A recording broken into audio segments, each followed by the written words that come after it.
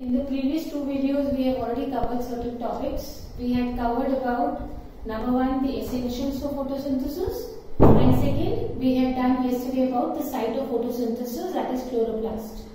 We had also studied about the pigments, photosynthetic pigments, primary pigments, secondary pigments.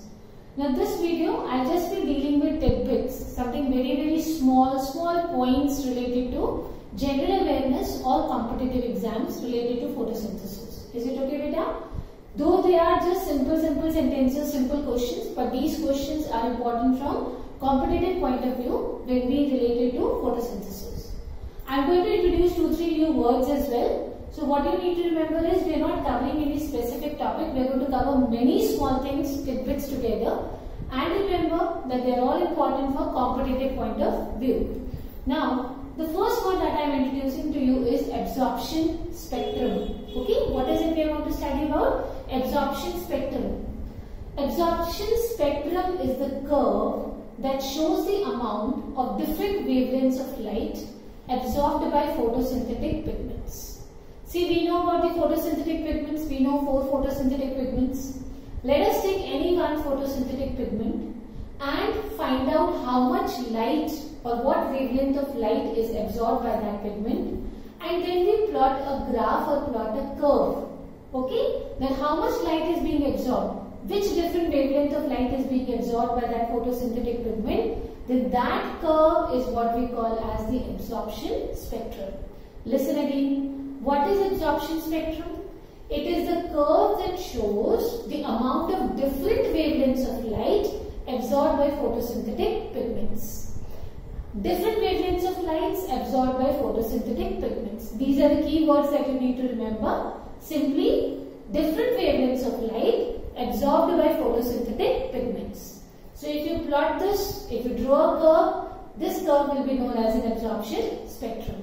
I hope it is clear to all of you. We know about photosynthetic pigments. Now these photosynthetic pigments, which wavelength of light they will absorb if we plot them, how much wavelength of light they will absorb if we plot them, we will get a curve. This curve is called as absorption spectrum.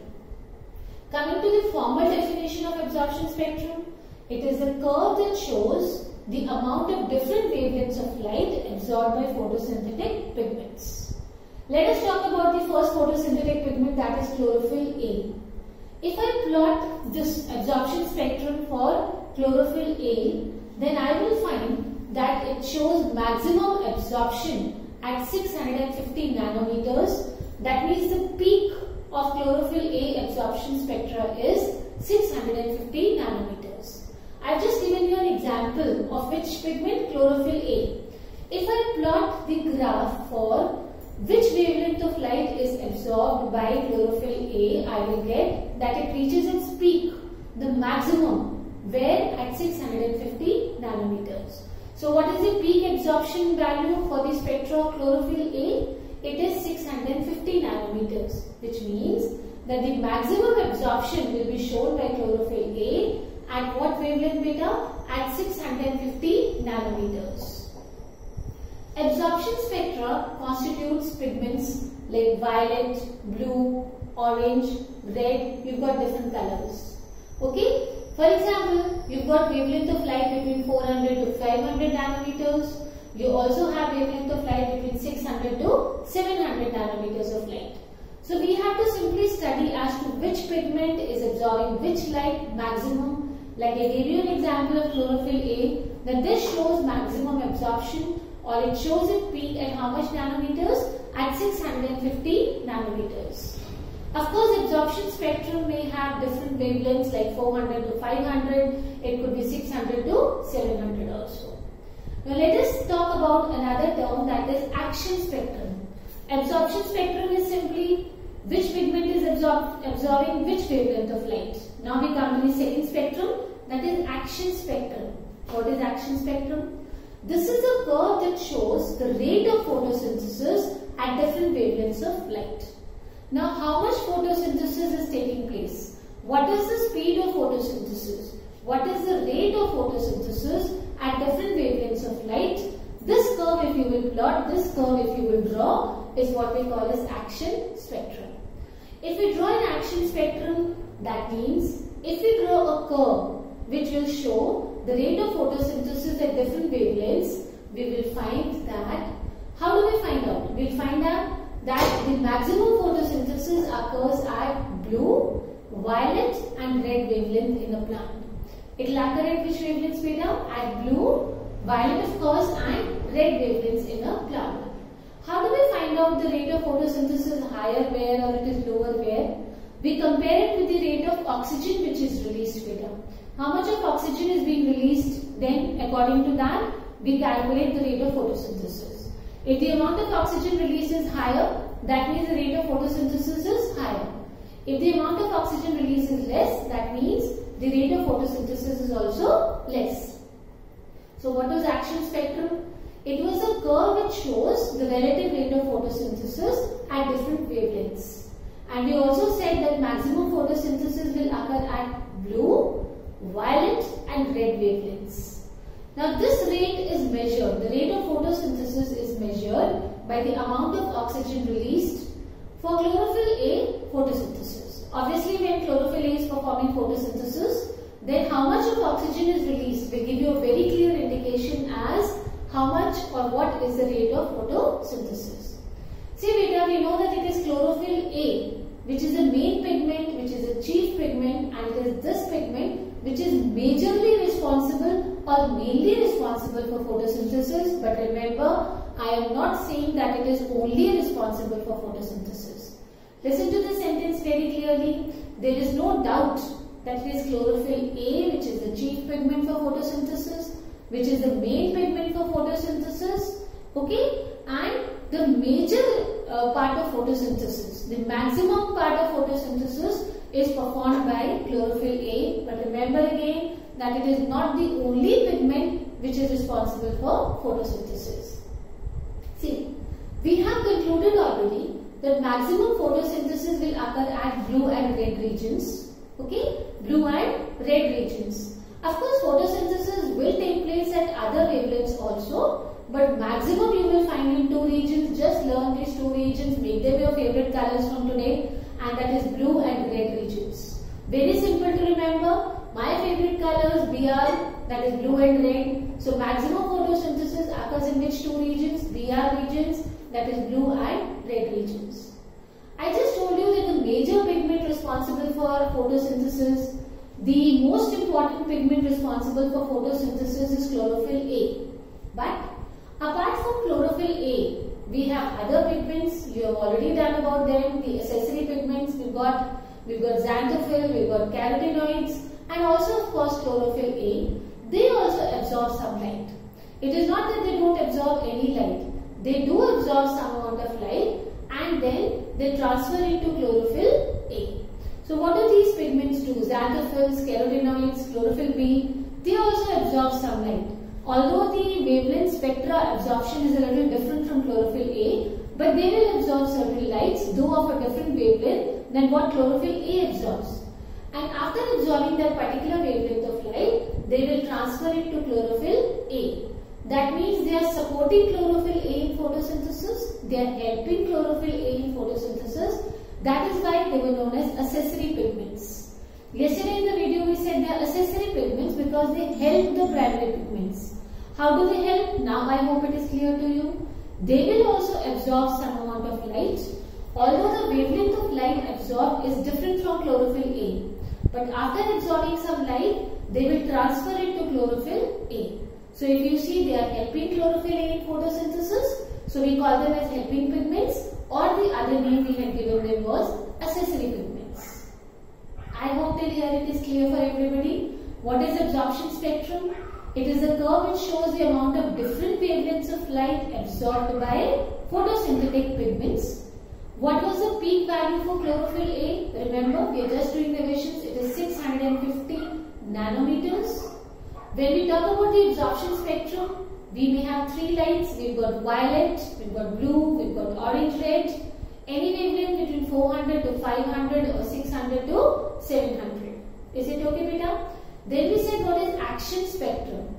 This is a curve which shows you the rate of photosynthesis at different wavelengths of light. And we also said that maximum photosynthesis will occur in blue, violet and red Out of these three also, I told you it is BR, that is blue and red. Now, how do we measure the rate of photosynthesis? Very clear, it is measured by the amount of oxygen released for chlorophyll A. We also concluded just now that no doubt chlorophyll A is a major pigment. This is the chief pigment which is responsible for photosynthesis. But xanthophylls, carotenoids, which are accessory pigments, also help in photosynthesis. How they help beta? They absorb some light and then they transfer it to chlorophyll A. Because they are helping, we call them as accessory pigments. Now, we move on to the next thing. PAR. What is the full form of PAR? Photosynthetically active radiations. What does PAR stand for? PAR stands for photosynthetically active radiations. What is PAR? The region of wavelength in which photosynthesis takes place is what we call as PAR. Okay? What is PAR? That region of wavelength or that range of wavelength in which photosynthesis takes place is called PAR, and the value is 400 to 700 nanometers. Please remember, 400 to 700 nanometers. What is the range of PAR? 400 to 700 nanometers. So what is PAR? It is photosynthetically active radiation. What does it mean? It is that range of wavelength or it is that region of wavelength in which photosynthesis can take place, and its value is between 400 to 700 nanometers. We have already discussed about absorption spectra. We said it is absorption of different wavelengths of light by a particular pigment. You plotted. We also said that chlorophyll is the main pigment for absorption of light, although other accessory pigments also help by absorbing a wider range of wavelength of light. See, we said they have their own wavelength of light absorption. We have just done the values. Now these accessory pigments will also add on to absorption of light by absorbing a little more light. Action spectra I have already done with you. It is the relative rate of photosynthesis at different wavelengths of light. Now let us discuss some very interesting facts. First one, does moonlight support photosynthesis? Supposing there is a question in a competitive exam that does photosynthesis take place in moonlight? If not, then why? If yes, then why? The answer is very simple. No. Photosynthesis cannot take place in moonlight. The reason is that the intensity of moonlight is several thousand times less as compared to the sunlight. If you talk about the power, the intensity of moonlight, beta, it is several thousand times less when we compare it to the sunlight. So, this light, that is moonlight, is insufficient for photosynthesis. Now move on to the second very interesting question often asked in the competitive exams. Tomatoes, carrots, chilies, all of them are red. Why? Tomatoes, carrots, chilies, all of them are red. Why? The reason is very simple. There is a chromoplast, there is a pigment which is red in color, which makes your tomatoes red, which makes your carrots red, and which makes your chilies red. And that pigment is lycopene. L-Y-C-O-P-E-N-E. Lycopene. Listen again, this red pigment, this chromoplast is lycopene. L-Y-C-O-P-E-N-E. This is a red pigment. It is a non-photosynthetic pigment. It is not involved in photosynthesis. It will not contribute for photosynthesis. So we do not consider lycopene as a photosynthetic pigment. We call it as a non-photosynthetic pigment. It just imparts red color, but it is not involved in photosynthesis. So we say lycopene is a non-photosynthetic pigment. It is lycopene, L-Y-C-O-P-E-N-E, lycopene, which makes tomatoes, carrots and chilies red. Next question. Do action and absorption spectra overlap? You know overlapping? If you look at two lines and they seem to be the same, we say they are overlapping. Okay? One line drawn another line. If you see from away and you will find that it is only one line, we call it as overlapping. So do action spectra and absorption spectra overlap? What does this mean? It means that the amount of sunlight absorbed, that is absorption spectra, and the rate of photosynthesis, that is your action spectra. Do they overlap? Are they exactly the same? This is the question. I hope you have understood. When the question is, do action spectra and absorption spectra overlap? It means Action spectra is what beta? The rate of photosynthesis. Absorption spectra is the amount of light absorbed. So do both of them overlap? Is there a relation between the amount of light absorbed and the rate of photosynthesis? Is there any relationship between action spectra, that is the rate of photosynthesis, and absorption spectra, that is the amount of light absorbed? I hope the question is clear. See, it is a very typical question, it's a little tricky question. See, chlorophyll A we know is responsible for absorption of light. It is mainly responsible for light reactions. But apart from this, I told you other accessory pigments like xanthophylls, carotenoids, they also absorb light and they transfer the energy to chlorophyll A. These accessory pigments help a lot by enabling a wider range of wavelength to be utilized for photosynthesis. So, we have done this that of course they seem to overlap. Why they seem to overlap? Because the amount of light absorbed is directly proportional to the rate of photosynthesis. See, if you see the difference between both of them, remember again action spectra was what? It was the rate of photosynthesis, and absorption spectra was the amount of light absorbed by a function of wavelength. If we plot a graph, then we will see that the rate of photosynthesis in relation to wavelength, and we are comparing the rate of photosynthesis to light. We know that photosynthesis is directly proportional to the rate or intensity of light absorbed. So the two curves will seem to overlap. They will seem to overlap and they will show their peak at a wavelength of 450 nanometers, that is the blue region. If we plot this action and absorption spectra, we will see that they are almost overlapping. Almost overlapping. They seem to be overlapping, and the reason is very simple. Because the rate of photosynthesis is directly proportional to the light absorbed. We will also observe one thing when we draw these curves, that they of course seem to overlap. They will show their peak at a wavelength of 450 nanometers, that is your blue region. So where will this spectra show your peaks? These overlapping spectra, they will show their peak at the blue region, that is 450 nanometers. Okay, and in the red region, that is somewhere between 650 to 800 nanometers. I told you BR, blue and red regions. When I say blue region, I mean 450 nanometers, and when I say red region, I mean 650 to 800 nanometers. So we are done with this question. Do action and absorption spectra overlap? Action spectra is the amount of light absorbed.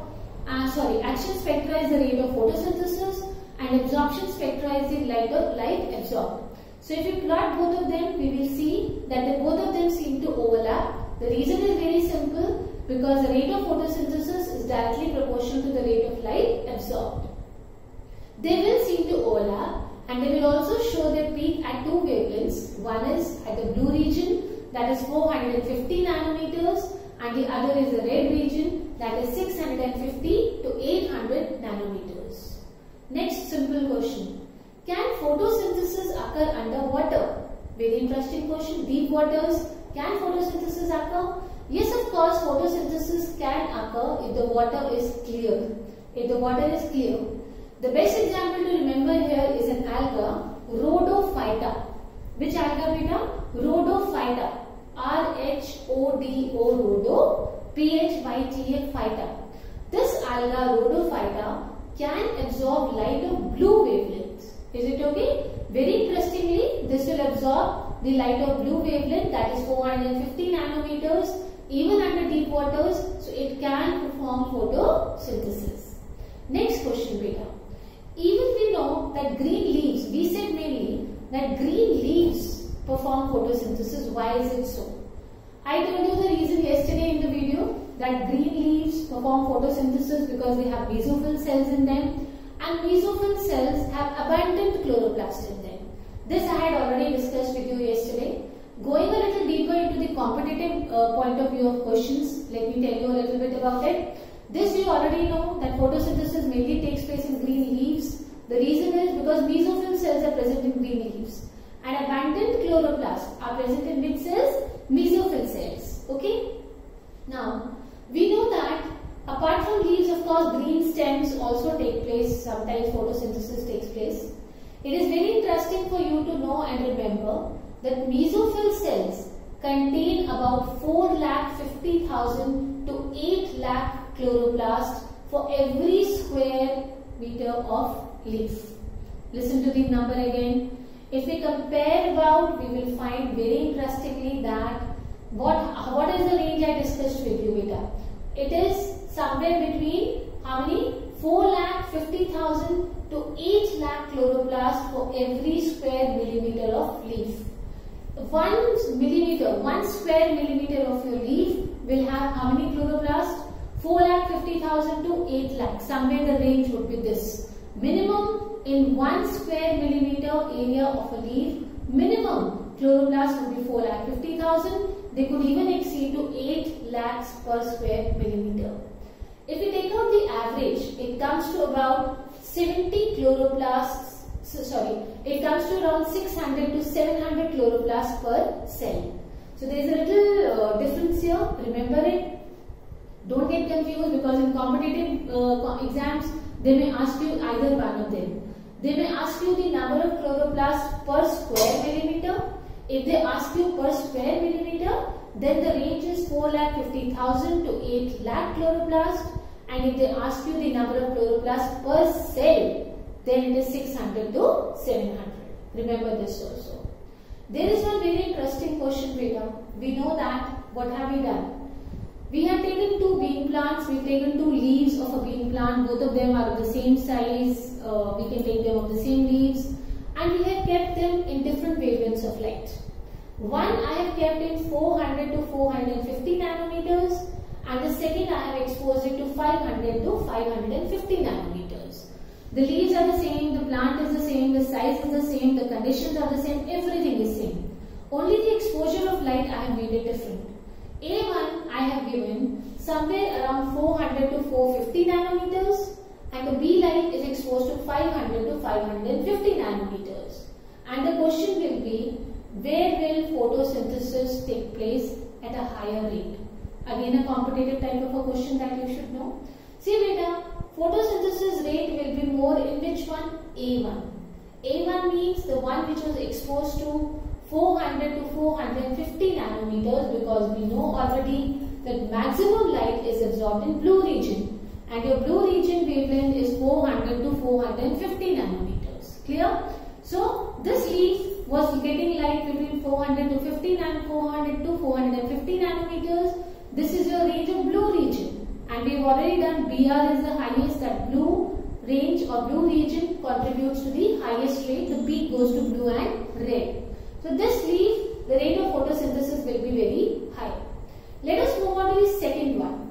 500 to 550 nanometers. Here we will find either negligible photosynthesis takes place or no photosynthesis takes place at all. Reason is very simple, that no light is absorbed in the green region. This 500 to 550 nanometers is actually a green region. And I told you, no light will be absorbed in this region. Light was absorbed in blue, violet and red, and the maximum in blue and red. So this is 500 to 550 nanometers is a green region. So no light will be absorbed here. So you will not have photosynthesis in the second leaf over here. Just depending upon the rate of light. What all have we covered in this video? We have done absorption spectra, which tells you how much light is absorbed. We've done action spectra, which tells you the rate of photosynthesis. Then we also did that the maximum range photosynthesis occurs at blue, violet and red. In that also BR is maximum, that is blue and red. We did PAR, that is photosynthetically active radiation. That is the region of wavelength in which photosynthesis takes place. Its range is between 400 to 700 nanometers. Then we discussed whether absorption spectra and action spectra overlap. Yes, they seem to overlap because the rate of photosynthesis is directly proportional to the amount of light absorbed. We also discussed why tomato, carrots, chilies are red because of a non-photosynthetic pigment called as lycopene. What was it called? Lycopene. Then we did whether photosynthesis can take place in deep waters. We discussed about the alga rhodophyta, which absorbs blue. Blue wavelength can also contribute a bit for photosynthesis. Then we discussed about the number of chloroplasts present in cells. We said somewhere it is 4,50,000 to 8 lakh chloroplasts for every square millimeter of a leaf, or 600 to 700 chloroplasts per cell. The last was a question where I took two leaves. One was exposed to 400 to 450 nanometers of light and the other to 500 and 550 nanometers. We saw that the first one, which was exposed to 400 to 450 nanometers, showed excellent rate of photosynthesis because it was exposed to the blue region of light, which ranges from 400 to 450 nanometers. The second one was exposed to 500 to 550, that is your green region. Absorption does not take place in this region, so you will have negligible photosynthesis or no photosynthesis in leaf B. These are very small tips. These are very small tidbits which you need to remember. They just enhance your knowledge more about photosynthesis. Thank you.